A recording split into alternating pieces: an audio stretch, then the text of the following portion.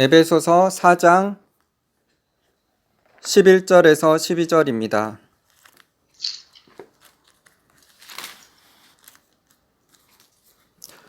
에베소서 4장 11절에서 12절 말씀 우리 다 같이 읽으시겠습니다.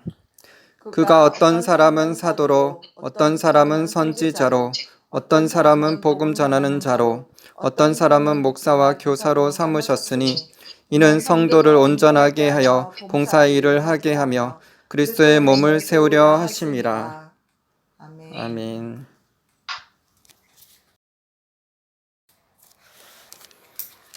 네, 오늘은 한국교회 진리 회복을 위하여 세 번째 시간으로 이 시대에 사도와 선지자는 존재하는가 라는 제목으로 말씀 나누기를 원합니다. 한국교회에서 목사님, 선교사님, 장로님, 권사님, 주일학교, 중등, 고등, 청년부, 교사 등 여러 가지 직임들이 있지만 에베소서 4장 11절에서 기록된 것처럼 사도, 선지자라는 직임으로는 한국교회에서 부르지 않습니다. 어떤 사람이 말씀이 뛰어나고 예언의 은사를 받아 예언이 정확하다고 해도 그를 사도나 선지자로 부르지 않습니다. 그렇다면 교회 안에 사도와 선지자는 없는 것일까요? 오늘은 이 시대에 사도와 선지자는 존재하는가 라는 주제로 말씀 나누기를 원합니다. 여러분들은 어떻게 생각하시나요? 이 시대에 사도와 선지자는 존재할까요? 아니면 존재하지 않을까요? 기존 교회의 교리에서는 1세기 이후, 즉 성경이 완성된 이후에는 사도와 선지자는 존재하지 않는다고 이야기합니다. 특히 예수님의 12 제자들만 사도로 인정하는 자들이 있습니다. 그렇다면 사도 바울은 사도가 아닐까요? 아닙니다. 바울은 성경에 분명히 사도로 부르심을 받았고 사도라고 말씀하고 있습니다. 로마서 1장 1절 예수 그리스도의 종 바울은 사도로 부르심을 받아 하나님의 복음을 위하여 택정함을 입었으니 성경에 의하면 바울은 사도가 분명한데 그렇다면 예수님의 12 사도와 바울만 사도일까요? 아닙니다. 그 시대에 사도가 많이 있습니다. 또 선지자들도 있었습니다. 오늘 본문 말씀인 에베소서 4장 11절 12절에서는 사도와 선지자, 복음 전하는 자, 목사, 교사 이 5가지 직임을 하나님께서 교회에 주셨는데 그 이유는 성도를 온전케 하며 봉사일을 하게 하며 그리스도의 몸을 세우려 하심이라고 말씀하셨습니다. 교회 안에 오중직임을 세우신 목적은 성도를 온전케 하고 봉사의 일을 하게 하고 그리스도의 몸을 세우기 위함입니다. 그러면 성도를 온전케 하는 일은 오늘날은 필요하지 않을까요? 봉사를 하게 하고 그리스도의 몸을 세우는 일도 오늘날은 필요 없나요? 아닙니다. 반드시 필요합니다. 이 일은 주님이 오시는 날까지 계속되어야 합니다. 그렇다면 이 오중직임인 사도와 선지자, 복음 전하는 자, 목사, 교사는 오늘날 교회에서도 꼭 필요한 직임입니다. 이 5가지 직임이 오늘날 교회 안에서 필요한데 왜 오늘날은 사도와 선지자라는 말을 교회 안에서 쓰지 않는 것일까요? 그것은 1세기 이후에 즉 성경이 완성된 후에 사도와 선지자는 없다라는 교리를 받아들여서입니다. 그들은 사도행전 1장 21절 22절을 예로 들어서 이 시대에 사도와 선지자는 없다고 합니다. 이러함으로 요한의 세례로부터 우리 가운데서 올려져 가신 날까지 주 예수께서 우리 가운데 출입하실 때 항상 우리와 함께 다니던 사람 중에 하나를 세워 우리와 더불어 예수께서 부활하심을 증언할 사람이 되게 하여야 하리라 하거늘. 그들은 예수님께서 이 땅에 계시면서 승천하실 때까지 예수님과 함께한 사람만이 사도가 될 수 있다고 말합니다. 하지만 이것은 예수님의 12 제자의 자격입니다. 마태복음 19장 28절 예수께서 이르시되 내가 진실로 너에게 이르노니 세상이 새롭게 되어 인자가 자기 영광의 보좌에 앉을 때에 나를 따르는 너희도 12 보좌에 앉아 이스라엘 12 지파를 심판하리라. 누가복음 22장 28절에서 30절 너희는 나의 모든 시험 중에 항상 나와 함께한 자들인즉 내 아버지께서 나라를 내게 맡기신 것 같이 나도 너희에게 맡겨 너희로 내 나라에 있어 내 상에서 먹고 마시며 또는 보좌에 앉아 이스라엘 12 지파를 다스리게 하려 하노라. 12 사도는 이스라엘 12 지파를 심판하고 다스릴 자들입니다.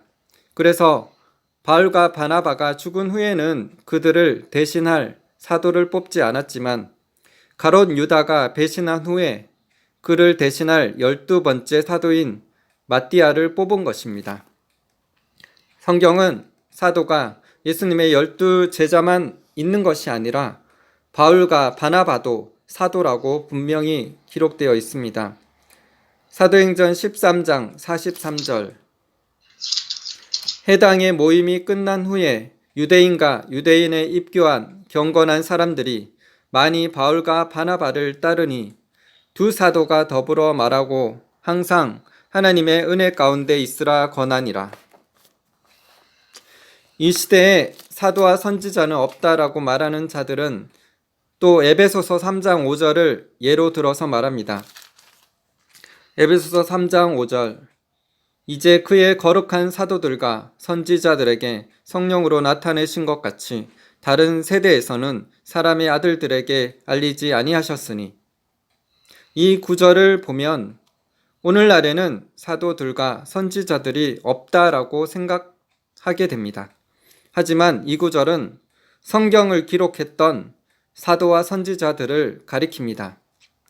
그래서 성경을 기록했던 구약의 선지자들 그리고 신약의 바울과 예수님의 제자 베드로, 요한 같은 사도들을 가리킵니다. 그들로 인해서 성경이 성령의 감동으로 쓰여졌고 성경은 완성되었습니다. 이제 완성된 성경에 더 이상 계시를 추가하여 성경에 더할 수 없습니다. 성경을 기록한 사도들과 선지자들 외에 성경을 쓸 수 있는 계시를 다른 세대에서는 사람의 아들들에게 알리지 않으셨습니다. 에베소서 2장 20절 너희는 사도들과 선지자들의 터 위에 세우심을 입은 자라. 그리스도 예수께서 친히 모퉁이 돌이 되셨느니라. 에베소서 2장 20절에서는 우리가 사도들과 선지자들의 터 위에 세우심을 입었다고 말씀하고 있습니다. 디모데전서 3장 15절 만일 내가 지체하면 너로 하여금 하나님의 집에서 어떻게 행하여야 할지를 알게 하려 함이니 이 집은 살아계신 하나님의 교회요 진리의 기둥과 터니라. 교회는 진리의 기둥과 터입니다. 이 진리의 기둥과 터 위에 우리가 세우심을 입어야 합니다.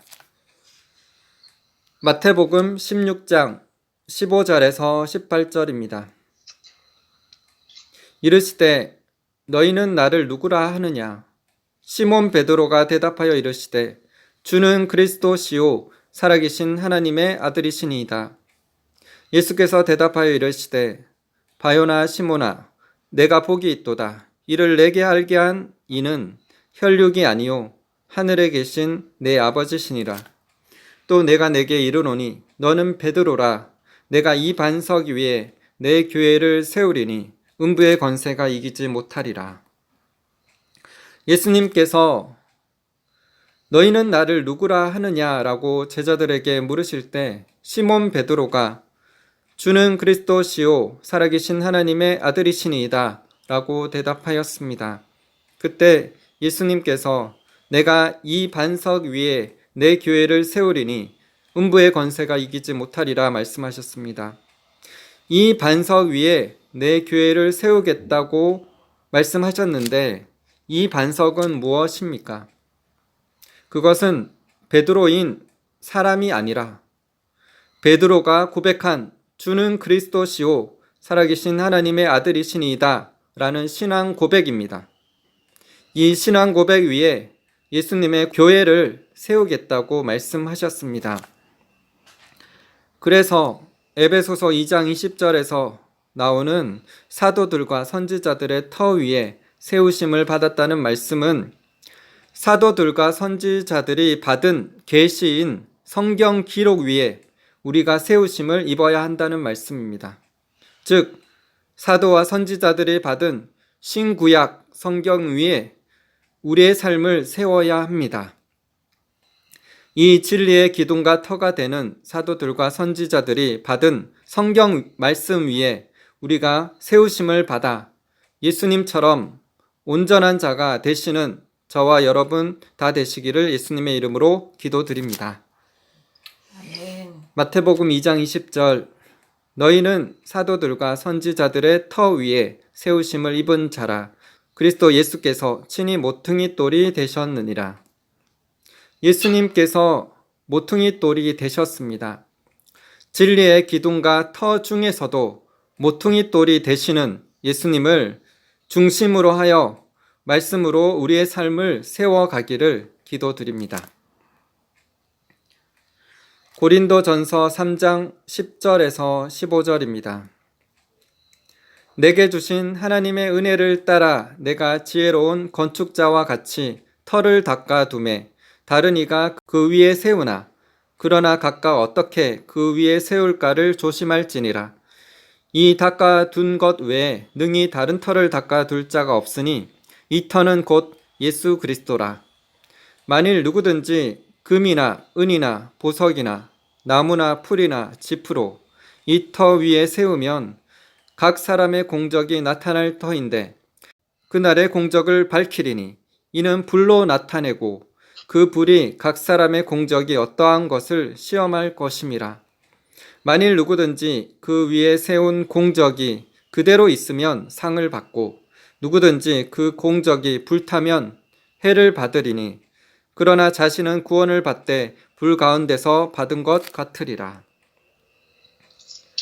사도 바울은 지혜로운 건축자처럼 터를 닦아두는데 그 위에 세우는 것에 대하여 조심할 것을 말씀하고 있습니다.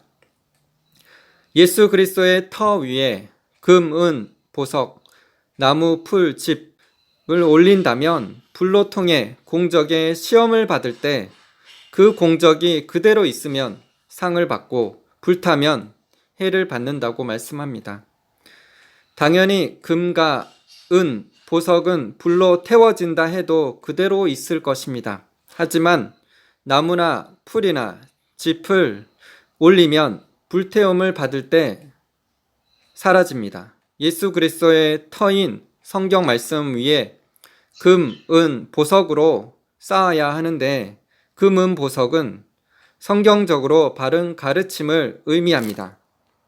같은 장인 고린도전서 3장에서 사도 바울이 자신은 심었고 아볼로는 물을 주었는데 각각 자기가 일한 대로 자기의 상을 받게 된다고 말씀하고 있습니다. 심는 것, 물 주는 것은 무엇입니까? 말씀을 전하는 것입니다. 그래서 사도 바울의 가르침, 아볼로의 가르침이 진리대로 그대로 전하였는가에 따라 상을 받게 된다는 말씀입니다. 말씀을 전하는 자들이 금과 은과 보석처럼 참된 진리의 말씀으로 말씀을 가르치고 전하였는지 아니면 나무나 풀이나 짚처럼 성경 말씀과 맞지 않은 말씀들로 가르쳤는지에 따라서 상을 받기도 하고 해를 받기도 한다는 말씀입니다. 그래서 특히 목사님들이나 선교사님들, 말씀을 전하는 자들이 성경 말씀을 그대로를 참되게 가르치는가 아니면 성경 말씀에 더하거나 빼거나 자기 생각을 넣어 다르게 가르치는가에 따라서 상과 벌을 받게 될 것입니다. 고린도전서 3장 15절 누구든지 그 공적이 불타면 해를 받으리니 그러나 자신은 구원을 받되 불 가운데서 받은 것 같으리라. 성경 말씀과 다르게 자기 생각대로 말씀을 가르치는 자들은 해를 받게 되는데 그가 전한 것들에 대한 상을 받지 못하고 불 가운데서 받은 것 같이 본인은 겨우 구원을 받을 수 있음을 말씀하고 있습니다. 요한계시록 22장 18절 19절에서도 말씀에 더하면 재앙을 받고 말씀에 빼면 영생을 얻지 못한다고 말씀하셨습니다. 그래서 말씀에서 더하거나 빼면 상을 받지 못할 뿐만 아니라 영생을 받지 못하고 지옥에 갈 수 있음을 알아야 합니다. 그래서 말씀을 맡은 분들이 성경 말씀을 말씀 그대로 전하도록 성경을 연구하고 묵상하여 두렵고 떨림으로 전해야 할 것입니다. 하나님께서 말씀대로 전하였나를 평가하시고 시험하실 것입니다. 그 평가에 우리는 주님의 말씀대로 전했습니다 라고 담대하게 말할 수 있게 되기를 기도드립니다. 케네스 해긴 목사님의 책인 그리스도의 선물에 기록되어 있는 사도들의 서열에 대한 글을 나누기를 원합니다. 1987년 예수님이 해긴 목사님에게 나타나셨습니다. 그리고 교회 안에 친히 확립하신 사역의 은사들에 대해 설명해 주셨습니다. 예수님은 사도들에게는 4가지 등급 또는 서열이 있다. 그리고 이러한 다른 서열이나 등급 안에서 사도들은 서로 다른 분량의 기름 부으심을 가지게 된다 라고 말씀하셨습니다. 사도들의 첫 번째 서열은 예수 그리스도이십니다. 예수님은 사도뿐 아니라 각 사역의 은사에서 홀로 한 서열 안에 계십니다. 왜냐하면 예수님은 한량 없는 성령의 기름 부음을 받은 유일한 분이시기 때문입니다. 예수님이 가지셨던 기름 부음은 전무후무한 것입니다. 두 번째 서열의 사도들은 어린 양의 사도들입니다. 즉 마띠아를 포함한 예수님의 12제자입니다. 세 번째 서열의 사도들은 다른 토대적인 사도들인데 사도 바울도 여기에 속합니다. 그리고 네 번째 서열의 사도들은 비토대적인 사도들입니다. 오늘날 존재하는 사도들은 모두 여기에 속해 있습니다. 이 중 세 번째 서열의 사도들에 대해 케네스 해긴 목사님은 자신의 책에서 이렇게 썼습니다. 세 번째 서열의 사도는 바로 바울이 속해 있는 사도의 등급입니다. 이 서열에 들어있는 사도들의 특징은 그들도 역시 신약 성경의 교리적인 토대가 형성되는 것을 도왔다는 것입니다.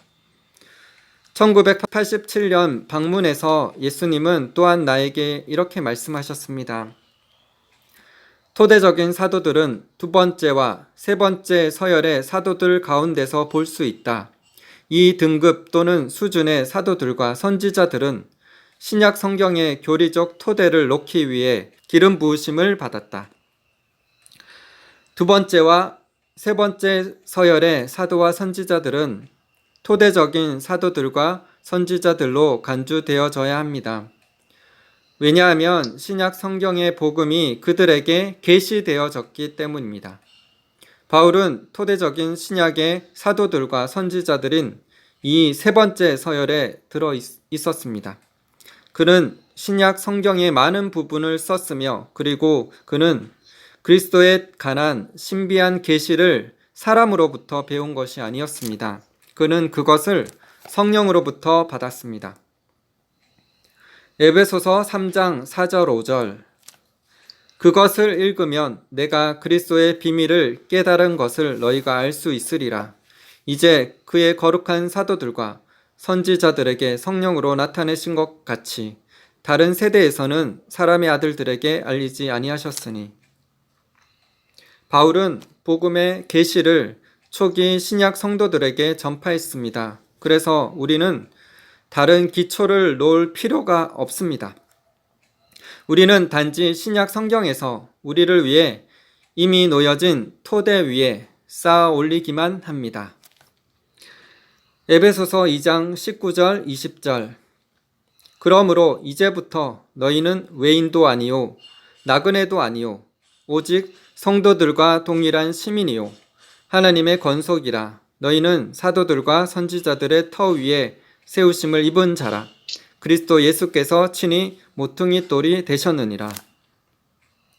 그리스도의 몸인 교회는 사도들과 선지자들이 신약 성경에서 우리를 위해 이미 놓은 토대 위에 세워졌습니다. 이제 우리는 그 토대 위에 쌓여져 가야 합니다. 고린도전서 3장 10절 내게 주신 하나님의 은혜를 따라 내가 지혜로운 건축자와 같이 터를 닦아두매 다른 이가 그 위에 세우나 그러나 각각 어떻게 그 위에 세울까를 조심할지니라. 아무도 오늘날 복음의 기초에 무언가를 더하기 위한 부가적인 계시를 받고 있지 않습니다. 왜냐하면 우리는 이미 새 언약의 계시를 가지고 있기 때문입니다. 바울은 이렇게 말했습니다. 그러나 우리가 혹은 하늘로부터 온 천사라도 우리가 너에게 전한 복음 외에 다른 복음을 전하면 저주를 받을지어다. 바울은 이미 놓여진 기초 위에 우리가 어떻게 세울 것인가를 주의해야 한다고 경고한 것입니다. 우리는 그것에 뭔가를 더할 수도 뭔가를 제거할 수도 없습니다. 그때 방문에서 예수님은 저에게 매우 재미있는 것을 말씀하셨습니다. 그분은 말씀하시기를 오늘날에는 기초를 놓는 사도들도 없고 기초를 놓는 선지자들도 없단다. 오늘날에는 초대교회 사도들과 선지자들과 동일한 수준 또는 건의와 같은 서열 또는 같은 정도의 기름 부음을 받은 사도들과 선지자들은 없다. 오늘날 교회에서는 아무도 두 번째나 세 번째 서열에 속해 있지 않다. 맞습니다. 케네스 해기 목사님이 예수님께 받은 계시처럼 첫 번째 유일한 사도는 예수 그리스도이십니다. 그리고 두 번째는 예수님의 12 제자들이고 이들 중 베드로, 요한같이 성경을 기록한 토대적인 사도가 있습니다. 세 번째는 성경을 기록한 토대적인 사도인 바울과 같은 사도들입니다. 그리고 네 번째로 성경 기록과는 무관한 비토대적인 사도들입니다. 이 비토대적인 사도들은 사도이지만 성경을 기록하지는 않았습니다.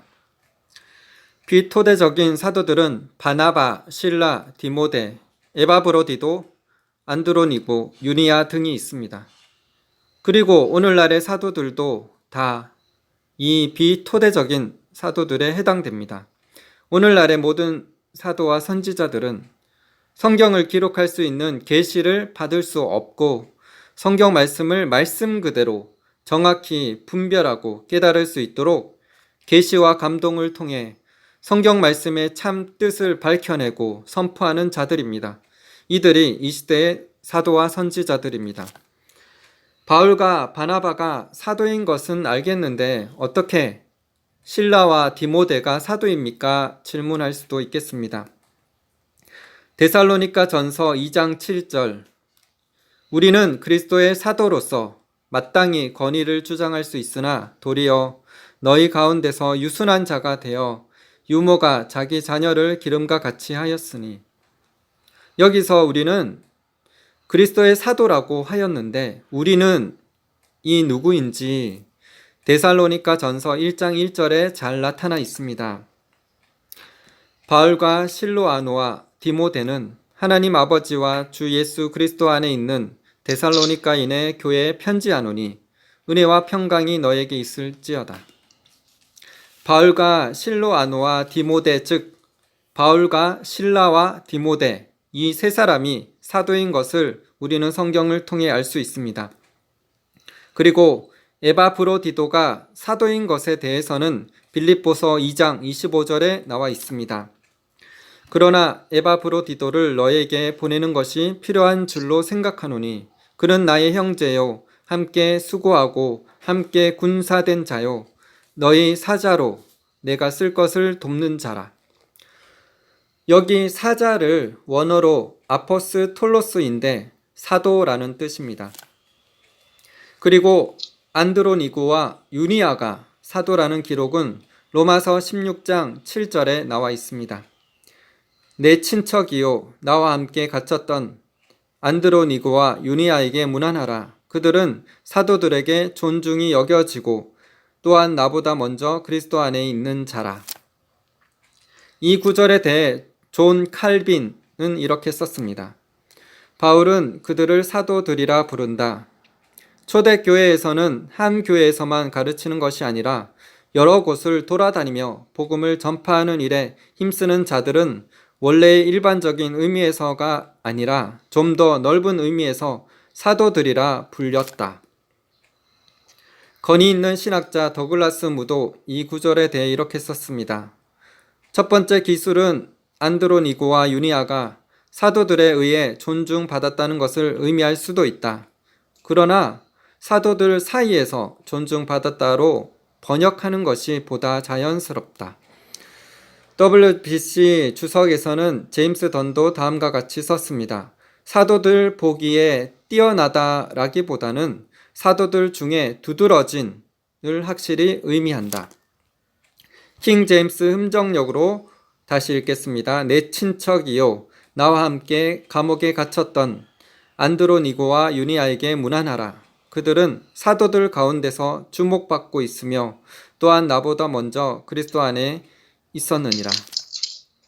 이상으로 사도 바울과 바나바 외에도 그 당시에 다른 사도들이 존재하였습니다. 또 그 당시 선지자들로는 아가보와 유다와 실라 등이 있었습니다. 사도행전 13장 1절에서는 안디옥 교회의 선지자들과 교사들의 이름이 기록되어 있습니다. 그 중에 바나바와 바울의 옛 이름인 사울의 이름이 들어 있습니다. 그러면 성경이 완성된 후에 사도와 선지자들이 있었다는 것을 어떻게 알 수 있을까요? 초대교회 문서들을 보면 알 수 있습니다.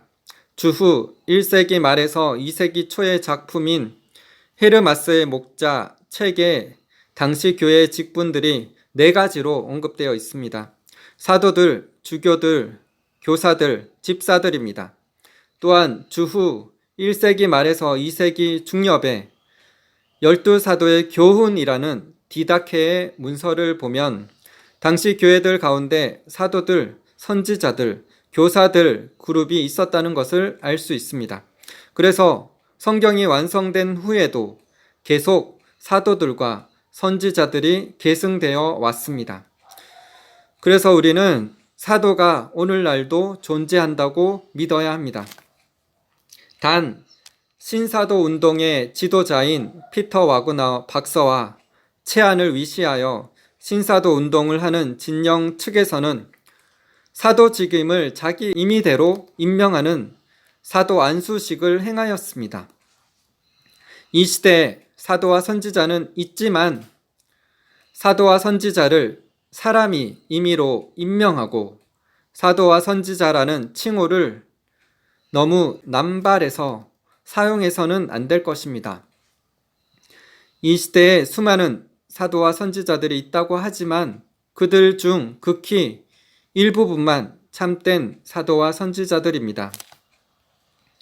고린도전서 12장 8절에서 11절에 보면은 성령의 9가지 은사에 대해서 기록하고 있습니다. 어떤 사람에게는 성령으로 말미암아 지혜의 말씀을, 어떤 사람에게는 같은 성령을 따라 지식의 말씀을, 어떤 사람에게는 같은 성령으로 믿음을, 어떤 사람에게는 한 성령으로 병 고치는 은사를, 어떤 사람에게는 능력 행함을, 어떤 사람에게는 예언함을, 어떤 사람들에게는 영들 분별함을, 다른 사람에게는 각종 방언 말함을, 어떤 사람에게는 방언들 통역함을 주시나니 이 모든 일은 같은 한 성령이 행하사 그의 뜻대로 각 사람에게 나누어 주시는 것이니라. 성령의 9가지 은사는 지혜의 말씀, 지식의 말씀, 믿음, 병 고치는 은사, 능력 행함, 예언함, 영들 분별함, 각종 방언 말함, 방언들 통역함입니다. 이 은사는 크기 순으로 기록되어 있습니다. 크기 순이라는 말은 교회에서 얼마나 영혼들에게 유익을 끼치는 정도를 말합니다. 교회에서 유익을 나타내는 정도에 따라 크기 순으로 성령의 은사가 기록되어 있습니다.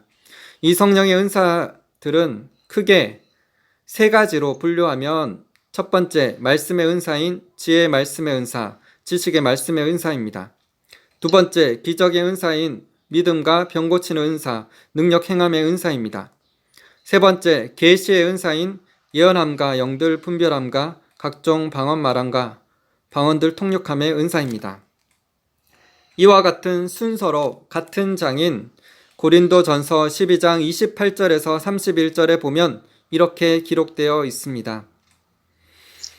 하나님이 교회 중에 몇을 세우셨으니 첫째는 사도요, 둘째는 선지자요, 셋째는 교사요, 그 다음은 능력을 행하는 자요, 그 다음은 병 고치는 은사와 서로 돕는 것과 다스리는 것과 각종 방언을 말하는 것이라. 다 사도이겠느냐, 다 선지자이겠느냐, 다 교사이겠느냐, 다 능력을 행하는 자이겠느냐, 다 병 고치는 은사를 가진 자이겠느냐, 다 방언을 말하는 자이겠느냐, 다 통역하는 자이겠느냐. 너희는 더욱 큰 은사를 사모하라. 내가 또한 가장 좋은 길을 너에게 보이리라. 고린도전서 12장 4절 5절에 은사는 여러 가지나 성령을 갖고 직분은 여러 가지나 주는 같으며 라고 기록된 것과 같이 사도 바울은 성령의 은사 9가지에 대해 먼저 기록하였으며 후에 직분의 은사에 대해 기록하고 있습니다. 직분 즉 직임의 은사들의 순서를 보면 성령의 은사와 같이 먼저 말씀의 은사, 기적의 은사, 계시의 은사 순으로 기록되어 있습니다. 사도와 선지자, 교사는 말씀을 가르치는 직임의 은사를 받은 자들입니다. 두 번째, 능력을 행하는 자, 병 고치는 은사를 가진 자는 기적을 행하는 은사자에 대한 기록입니다. 세 번째로 방언을 말하는 자, 통역하는 자는 계시의 은사자에 대한 기록입니다. 그래서 교회 안에서 가장 큰 유익을 끼치는 은사는 말씀의 은사입니다. 단순히 그저 자기 생각대로 교리대로 하는 설교들이 아니라 교리와 섞이지 않은 말씀 그대로의 진리를 알고 선포할 수 있는 은사입니다. 이 지혜의 말씀은 케네스 에긴 목사님이나 영성운동 측에서 말하는 단순히 미래에 관한 예언만이 아니라 진리에 대한 깊은 깨달음과 설교가 계시적으로 임하는 것을 말합니다. 곧 성경 말씀에 대한 깊은 계시로 통해 순수한 말씀 그대로를 받고 깨닫게 되는 것입니다. 이 은사로 통하여 이 시대의 사도와 선지자가 되는 것입니다. 그리고 지식의 말씀의 은사는 과거와 현재에 대한 영혼들에 대한 계시를 받는 것뿐만 아니라 학자같이 말씀을 듣고 읽을 때 말씀 그대로의 의미를 깨닫고 알게 되는 것입니다. 이 지식의 말씀의 은사를 통하여 목사와 교사처럼 가르치게 됩니다. 이 두 은사를 강력하게 받을 때 강력한 사도와 선지자, 복음 전하는 자, 목사, 교사가 됩니다. 왜냐하면 사도와 선지자, 복음 전하는 자, 목사, 교사는 성경 말씀을 가르치는 자로 말씀의 은사가 필요한 직임이기 때문입니다. 이 5중 직임은 다 설교자로 말씀의 은사를 가지고 있습니다. 시편 12편 6절 여호와의 말씀은 순결함이여 흙 도가니에 7번 단련한 은 같도다. 시편 119편 140절 주의 말씀이 심히 순수함으로 주의 종이 이를 사랑하나이다. 시편 119편 18절 내 눈을 열어서 주의 율법에서 놀라운 것을 보게 하소서. 이 시대 사도와 선지자들의 역할은 성경 말씀을 교리와 섞지 않고 말씀 그대로의 순도 100%의 진리들을 정확하게 분별하여 가감없이 담대하게 가르치며 전하는 것입니다. 그래서 교회들을 깨우고 잘못된 교회 리트를 바르게 시정하고 개혁하며 목회자들과 성도들을 살리는 자들입니다. 이들은 주님을 진정으로 사랑하고 친밀히 아는 자들이며 이 시대의 교회들을 주님의 마음으로 품는 자들입니다. 진리를 바르게 분별하여 성경대로 담대히 증거하여 성령 충만함으로 치유와 축사 기적을 행함으로 수많은 영혼들을 주님께로 인도하는 자들입니다. 이들이 이 시대의 진정한 사도와 선지자들입니다. 고린도 후서 12장 12절 사도의 표가 된 것은 내가 너희 가운데서 모든 참음과 표적과 기사와 능력을 행한 것이라. 에베소서 2장 20절 너희는 사도들과 선지자들의 터 위에 세우심을 입은 자라. 성경은 1세기 때 구약의 선지자들과 신약의 사도들로 인해서 완성되었기에 이 시대의 사도와 선지자들은 성경 말씀의 진리들을 말씀 그대로를 전하며 능력과 기적을 행하는 자들입니다. 그들은 일반 교회의 목회자들보다 영적으로 더 큰 권위를 가지며 더 큰 영향력을 가지고 있습니다. 마치 사도 바울이 목회자인 디모데와 디도에게 가르치고 권면한 것처럼 이 시대의 참된 사도와 선지자들도 목회자들을 가르치고 진리로 이끌 수 있는 자들입니다. 저는 사도와 선지자, 복음 전하는 자, 목사, 교사를 손가락에 비유합니다. 엄지손가락은 사도로 모든 다른 손가락을 터치하며 만질 수 있기에 오중직임에 있는 모든 자들에게 영향을 끼칠 수 있습니다. 검지손가락은 선지자로 우리가 주로 방향을 가리킬 때 쓰게 되는데 하나님의 뜻을 계시로 먼저 받아 영혼들을 인도하는 자이고 중지손가락은 복음 전하는 자로 손가락 중에 가장 길기에 땅끝까지 복음을 들고 나아가는 선교사들이고 약지 손가락은 목사로 반지를 끼게 되는데 성도들과 반지와 같은 언약의 관계로 돌보고 섬기는 자들이고 새끼 손가락은 교사로 약하지만 없어서는 안 될 손가락입니다. 특히 이 교사의 기름 부음은 책이나 말씀을 풀어서 가르칠 수 있는 기름 부음이므로 사도 바울도 자신의 부르심에 사도와 교사로 세우심을 받았다고 말했습니다. 디모데후서 1장 11절 내가 이 복음을 위하여 선포자와 사도와 교사로 세우심을 입었노라. 케네스 에긴 목사님의 부르심은 선지자와 교사로 수많은 책들을 쓰셨고 말씀을 잘 전할 수 있는 기름 부음을 가지고 계셨습니다. 우리가 단순히 강력한 사도와 선지자, 복음 전하는 자, 목사만이 아니라 교사의 기름 부으심을 함께 가진다면 더욱 효과적으로 영혼들에게 복음 전하며 수많은 영혼들을 살릴 수 있을 것입니다. 예수님은 이 오중직임을 다 가지고 계셨습니다. 사도 바울도 이 오중직임을 다 가졌다고 생각합니다. 특히 사도와 복음 전하는 자, 교사의 기름 부으심이 사도 바울에게 강했습니다. 이처럼 우리가 오중직임의 기름 부음을 다 가질 수도 있으나 그런 사람은 극히 소수이고 오중직임 중 한 가지나 혹은 오중직임이 아니라도 능력 행하는 자, 병 고치는 자, 방언하는 자, 통역하는 자로 또 로마서 12장에 나와 있는 것처럼 예언하는 자, 섬기는 자, 위로하는 자, 구제하는 자, 긍휼을 베푸는 자 등으로 부르심을 받을 수 있을 것입니다. 자신의 부르심이 무엇인지 모른다면 자신의 은사가 무엇인지 보면 부르심을 알 수 있습니다. 왜냐하면 은사와 부르심은 함께 가기 때문입니다. 모두 다 사도와 선지자가 되기 위해서 구할 필요는 없다고 생각합니다. 왜냐하면 각자 자신을 향한 하나님의 온전한 부르심과 뜻이 있기 때문입니다. 만약 사도와 선지자의 부르심을 받고 사도와 선지자가 되었다 할지라도 그에 상응하는 책임과 사명이 따릅니다. 예수님께서도 많이 받은 자에게 많이 요구하시고 많이 맡은 자에게는 많이 달라고 할 것이기 때문입니다. 또한 특별히 겉면에 드리고 싶은 말씀이 있는데 절대로 은사 위에 말씀을 세우지 마시고 말씀 위에 은사들을 세우시기를 바랍니다. 그리스도의 선물 책에 나오는 영적인 거장이신 케네스 해긴 목사님의 간증입니다. 치유의 목소리 운동 당시에 선지자 직임에 있던 한 젊은이가 있었는데 지식의 말씀의 은사로 성령의 도구로 크게 쓰임을 받았습니다.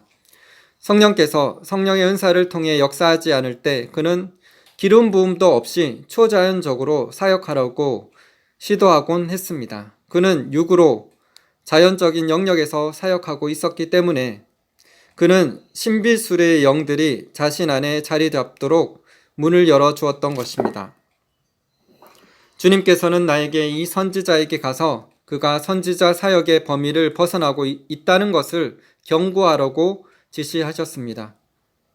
주님은 나에게 이렇게 말씀하셨습니다. 너는 가서 그에게 만일 성령의 은사를 통하여 사람들에게 사역할 만한 기름 부으심이 있으면 그들에게 사역을 행하고 만일 기름 부으심이 없다면 그때는 말씀을 선포하여라.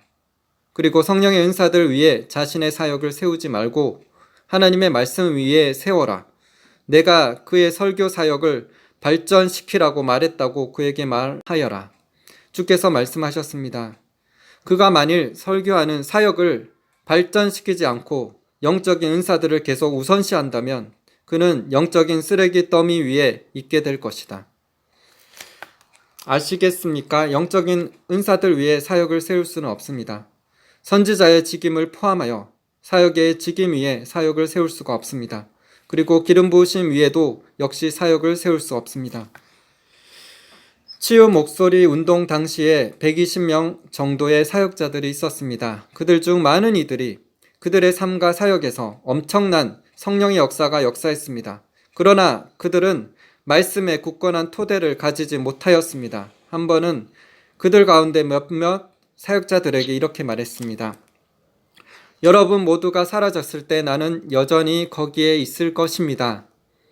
그들은 놀라서 나를 쳐다봤습니다. 그리고 물었습니다. 왜 그렇지요? 내가 말했습니다. 여러분은 성령의 은사들 위에 여러분의 사역을 세우고 있지만 나는 하나님의 말씀 위에 나의 사역을 세우고 있기 때문입니다. 그들 가운데 거의 모든 사람들은 사라지고 없지만 나는 지금도 여전히 거기서 하나님의 말씀을 설교하고 있습니다. 여러분의 삶과 사역을 말씀 위에 세우십시오. 성령의 나타남을 두 번째로 하십시오. 말씀을 선포하고 말씀을 가르치십시오. 그러면 표적이 말씀을 따르게 될 것입니다. 케네스 해긴 목사님의 말처럼 은사 위에 사역을 세운다면 사역이 오래가지 않을 것이지만 말씀 위에 은사를 세운다면 계속 사역하며 하나님 나라는 더욱 확장되게 될 것입니다. 이것은 고린도전서 12장에서 사도 바울이 치유와 예언보다 말씀의 은사를 앞세웠던 이유입니다. 기독교 역사상 지난 세기에 영혼들을 깨우고 부흥시킨 사도와 선지자들을 꼽는다면 존 웨슬리와 찰스 피니가 있을 것입니다. 우리는 성경에 대한 말씀 그대로의 높은 차원의 진리를 알기 원한다면 일반 목회자의 설교만 들을 것이 아니라 사도와 선지자들의 설교를 듣고 책들을 읽어야 할 것입니다. 그래서 우리의 영적 신앙이 성장하고 깊고 순수한 말씀을 들음으로 우리의 믿음이 더욱 크게 자라게 될 것입니다. 마지막으로 사역자의 최고의 본보기가 되시는 우리 주 예수님처럼 우리도 사역하며 영혼들을 살려야 하겠습니다. 마태복음 4장 23절 예수께서 온 갈릴리에 두루 다니사 그들의 회당에서 가르치시며 천국 복음을 전파하시며 백성 중에 모든 병과 모든 약한 것을 고치시니 예수님의 사역의 첫 번째는 회당에서 가르치시고 천국 복음을 전파하는 말씀 사역을 하셨습니다. 두 번째로 예수님은 모든 병과 모든 약한 것을 고치시는 치유, 축사 사역을 하셨습니다. 또 예언 사역도 하시며 영혼들을 주님께로 인도하셨습니다. 우리의 죄를 대신해서 십자가에 죽으시고 3일 만에 부활하신 예수님께서 베드로에게 찾아오셔서 3번을 내가 나를 사랑하느냐 라고 물으셨습니다. 그러면서 내 어린 양을 먹이라, 양을 치라, 양을 먹이라 하셨습니다. 우리는 주님을 마음과 목숨과 뜻과 힘을 다하여 주님을 사랑하고 영혼들에게 말씀 그대로를 전하는 자가 되어서 주님께 칭찬받고 인정받는 자들 다 되시기를 기도드립니다. 이 마지막 때 곧 영광의 부흥과 환난과 심판의 때가 올 것인데 우리는 주님의 순결한 신부로 하나님의 강한 용사로 주님의 마음을 아는 자가 되어 수많은 영혼들을 주님께로 인도할 수 있게 되기를 기도드립니다. 우리 모두 사도처럼 진리를 위해 사자처럼 담대히 일어나게 하시고 선지자처럼 독수리로 상징되는 영적인 눈과 귀가 열려 놀랍고 깊은 계시를 받으며 주님과의 친밀한 가운데 높은 차원의 지성소의 단계인 영광의 단계에서 사역할 수 있게 되기를 기도드립니다. 우리의 사명 잘 감당하고 언젠가 주님 앞에 섰을 때 잘하였도다 착하고 충성된 종아 내가 적은 일에 충성하였음에 내가 많은 것을 내게 맡기리니 내 주인의 즐거움에 참여할지어다 라고 하시는 주님의 음성을 들으며 천국에 들어가 주님과 함께 영원히 행복을 누리는 저와 여러분 다 되시기를 예수님의 이름으로 기도드립니다. 아멘. 요한복음 14장 12절 내가 진실로 진실로 너에게 이르노니 나를 믿는 자는 내가 하는 일을 그도 할 것이요 또한 그보다 큰 일도 하리니 이는 내가 아버지께로 감이라. 마태복음 28장 18절에서 20절 예수께서 나와 말씀하여 이르시되 하늘과 땅의 모든 권세를 내게 주셨으니 그러므로 너희는 가서 모든 민족을 제자로 삼아 아버지와 아들과 성령의 이름으로 세례를 베풀고 내가 너에게 분부한 모든 것을 가르쳐 지키게 하라. 볼지어다 내가 세상 끝날까지 너희와 항상 함께 있으리라 하시니라. 아멘. 네, 기도드리겠습니다. 하나님 아버지, 마태복음 20장 18절에서 20절에 예수님께서 지상명령 땅끝까지 주의 복음을 증거하라고 하셨습니다. 그들에게 세례를 주고 내가 너에게 분부한 모든 것을 가르쳐 지키게 하라 하셨습니다. 성경에 아주 작은 것, 일부분만이 아니라 모든 것을 가르쳐 지키게 해야 합니다. 주님, 사도와 선지자는 존재하고 또 교회를 위해서 하나님 나라 확장을 위해서 반드시 필요한 직임입니다. 이 오중직임이 함께 연합하여서 교회 안에서 사역을 할 때 더 크게 부흥하며 발전될 수 있습니다. 주님, 이 마지막 때 영광의 부흥을 위해서 사도와 선지자들, 복음 전하는 자, 목사, 교사들이 일어나게 하여 주시옵소서. 진정한 이 시대에 그런 오중직임의 사람들이 일어나게 하시고 수많은 영혼들을 추수케 하여 주시옵소서. 지금도 추수할 곳이 많다고 하셨습니다.